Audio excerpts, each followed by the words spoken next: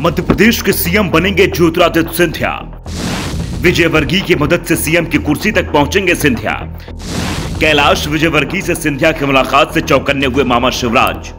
मध्य प्रदेश विधानसभा चुनाव में 1 साल का वक्त बचा है। शिवराज सिंह चौहान राज्य के सीएम हैं। वो बीजेपी में सबसे लंबे तक सीएम रहने वाले नेता बन चुके हैं। 16 साल का उनका कार्यकाल हो चुका है और अगर बीजेपी ने उनके नेतृत्व में चुनाव लड़ा तो 17 साल भी पूरे हो जाएंगे। लेकिन मध्य प्रदेश बीजेपी में सवाल उठ रहे हैं, चुनाव किसके नेतृत्व में लड़ा जाएगा, शिवराज या महाराज या फिर कोई और। वैसे महाराज बनाम शिवराज का नारा तो बीजेपी ने 2018 के विधानसभा चुनाव में भी दिया था, लेकिन अंतर यह था तब महाराज बीजेपी में नहीं कांग्रेस में थे।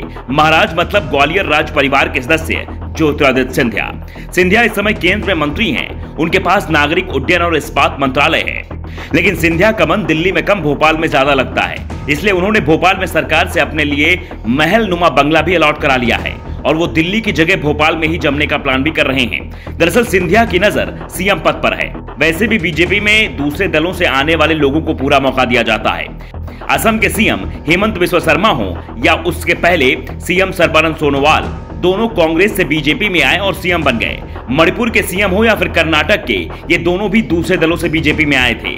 ऐसे में सिंधिया को उम्मीद की एक किरण दिख रही है। इस बीच मध्य प्रदेश बीजेपी के चाणक्य कहे जाने वाले पार्टी के राष्ट्रीय महासचिव कैलाश विजयवर्गीय से मिलने सिंधिया उनके घर पहुंच गए। दोनों नेता इसे शिष्टाचार भेंट बता रहे हैं, लेकिन मुलाकातों के राजनीतिक मायने निकाले जा रहे हैं।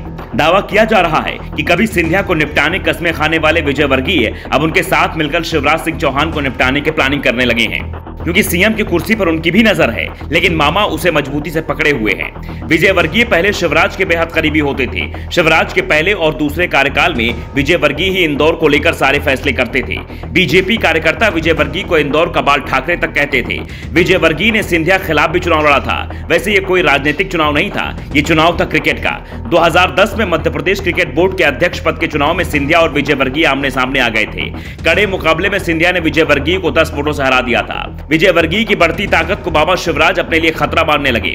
उन्होंने विजयवर्गीय के पर काटने शुरू कर दिए, जिसके बाद शिवराज और विजयवर्गीय आमने सामने आ गए। दोनों के बीच टकराव बढ़ा तो पार्टी ने विजयवर्गीय को बीजेपी के केंद्रीय संगठन में बड़ी जिम्मेदारी सौंपकर दिल्ली बुला लिया। पहले उन्हें हरियाणा का प्रभारी बनाया गया, जहां 2014 के विधानसभा चुनाव में विजयवर्गीय ने बीजेपी को बहुमत के पार पहुंचा दिया और पहली बार हरियाणा में सीएम बीजेपी का बना। इसके साथ ही विजयवर्गीय उस समय बीजेपी के अध्यक्ष अमित शाह के करीबी हो गए।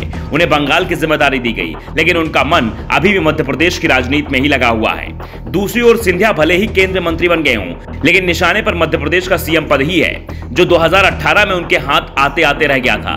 कमलनाथ और दिग्विजय सिंह की जोड़ी ने उन्हें मुख्यमंत्री पद से दूर कर दिया। सिंधिया ने भोपाल में बंगले की इच्छा जताई, लेकिन कमलनाथ ने इस पर पानी फेर दिया। नाराज सिंधिया कांग्रेस छोड़कर बीजेपी में शामिल हो गए। इसके पीछे भी प्रदेश की राजनीति में सक्रिय होने की उनकी इच्छा बड़ा कारण था। केंद्रीय मंत्री बनने के बाद भी उनकी यह इच्छा कमजोर नहीं हुई है।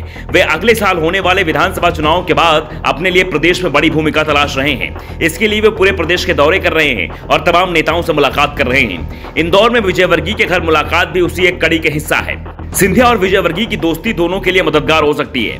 दोनों एक दूसरे के लिए रास्ता आसान कर सकते हैं, लेकिन उनकी मुलाकात ने बीजेपी के कई अन्य बड़े नेताओं की नींद उड़ा दी है। खास तौर पर वो जो शिवराज के बाद खुद को सीएम पद के विकल्प के रूप में पेश कर रहे थे, उनके लिए विजयवर्गीय और सिंधिया की जोड़ी चुनौती बन गई है। लेकिन फिलहाल तो मामा शिवराज के लिए ये जोड़ी चुनौती बन ही रही है। Bureau report, the Navdarpan news.